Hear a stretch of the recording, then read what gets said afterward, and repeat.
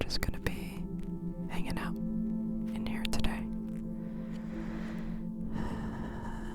Sometimes, the world's kind of stressful, and there's so much going on, and it can be scary. So, it's nice to have a little place somewhere that you can go to escape from it for a little while. I don't think we can, really fully escape everything.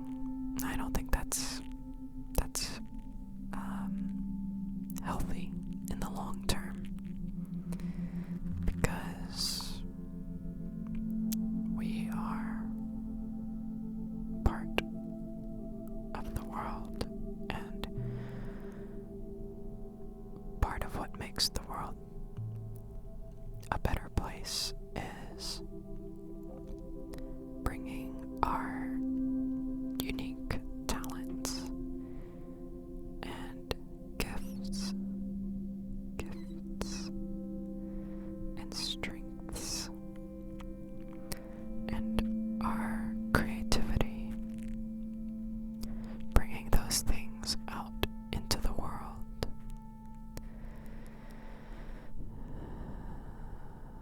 But it can get overwhelming. So, whether you have a physical place that you can retreat to for a while, or maybe a comfort or a state of mind, a mental retreat, if you will. Some people can find that in meditation.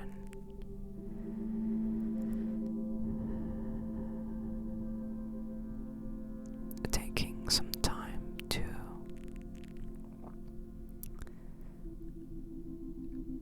get away, to regroup a bit, and process what we've been through and what we're going through, because life's not easy most of the time. And we're always dealing with, all kinds of problems, little problems, big problems. And so, whatever you're dealing with, I want you to know that you're not alone.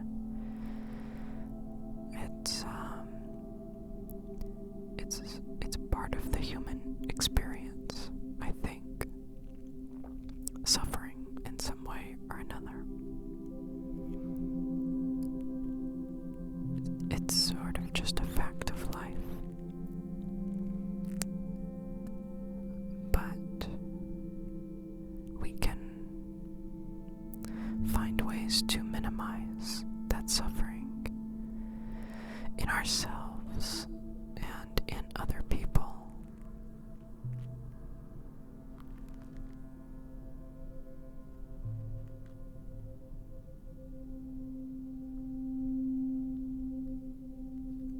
I think that one of the greatest goods that we can do in life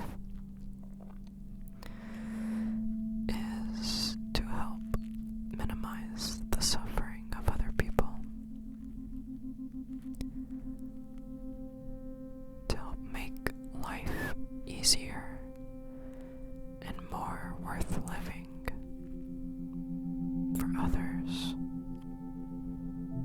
especially people who are dealing with even greater challenges than our own, that have less privilege or ability or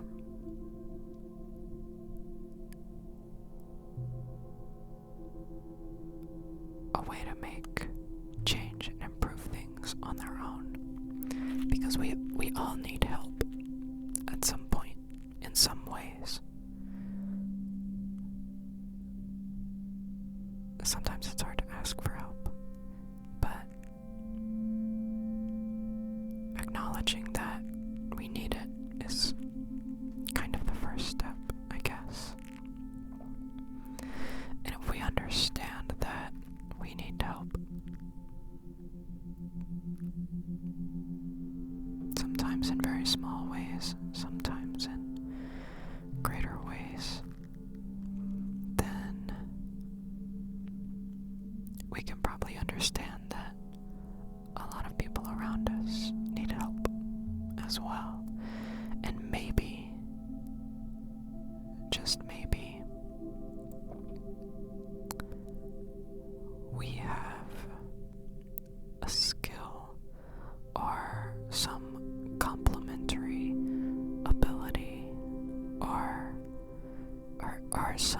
some item, some physical good that we can share,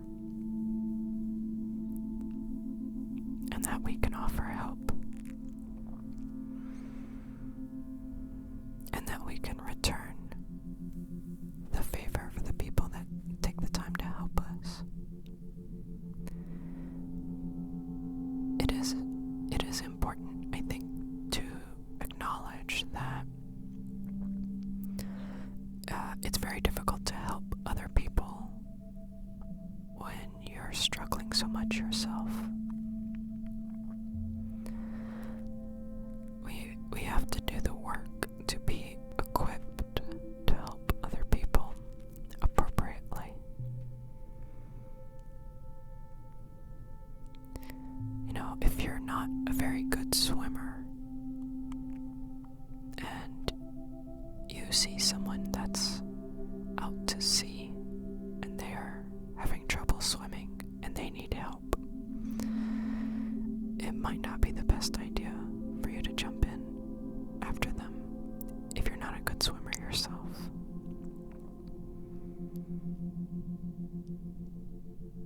On the other hand, if you are a good swimmer, you might be the perfect person to go and help them. So I think recognizing our strengths will help us know how we can help people better, and taking the time to understand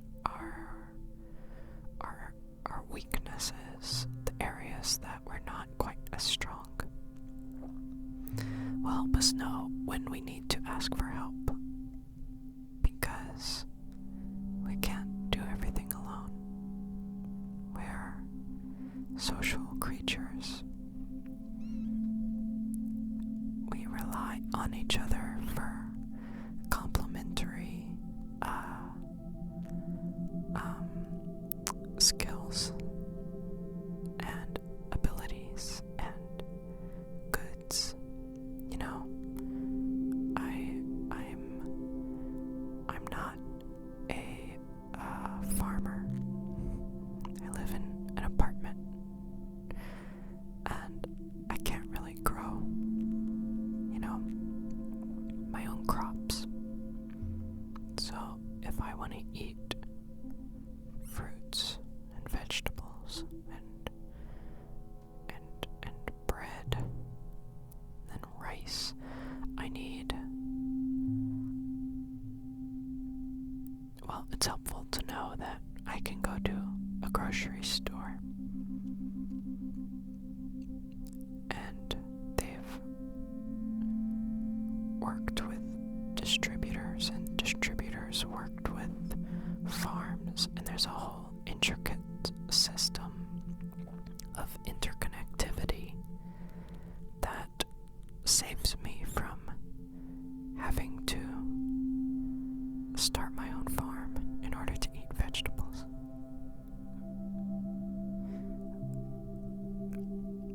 Maybe this was a really weird metaphor to go down. I hope that makes some kind of sense and isn't just weird rambling.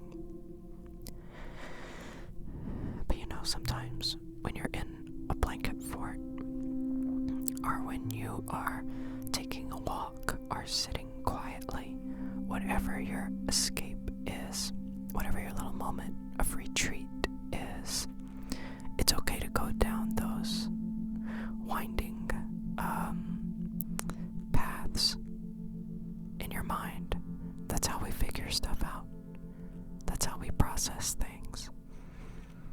And just sitting and daydreaming and letting your brain go from one thought to the next is actually a super, super powerful ability that we have, and something that I think in our world where we take in so much stimulus, whether it's watching videos on YouTube or watching live streams, listening to music, having the news on, there can be so much noise. Listening to podcasts, I do that a lot when I'm walking around or doing stuff in my house, or when I'm alone, and I probably really should just take some time and just be with my own thoughts and process things and go through things. It's sometimes a lot easier and a lot more comforting to put something else on. I listen to a lot of podcasts and I love them, and that's okay. But it's important to make sure we give ourselves space for reflection and for quiet and for emptiness.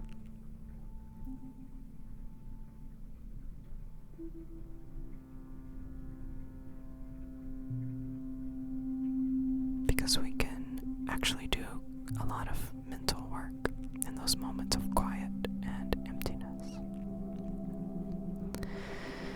And when we retreat to our little cozy corners, and we get the relaxation, and we get the rest that we need, the bodily rest, the mental rest, the emotional rest, then we're better able to go back out into the world and use our gifts.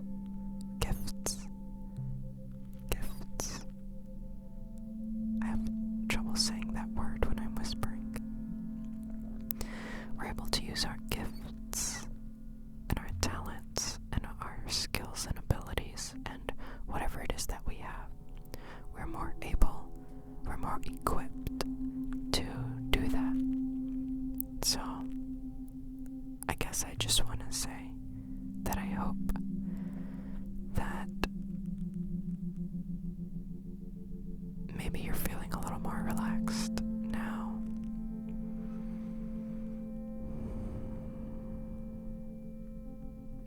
I hope you're taking some time to breathe. Remember to unclench your jaw and relax your shoulders. My shoulders, I was pretty tense there. Relax those shoulders. And I hope you'll take some time to yourself. If you want to make your own blanket fort, you can. Or if you just want to go sit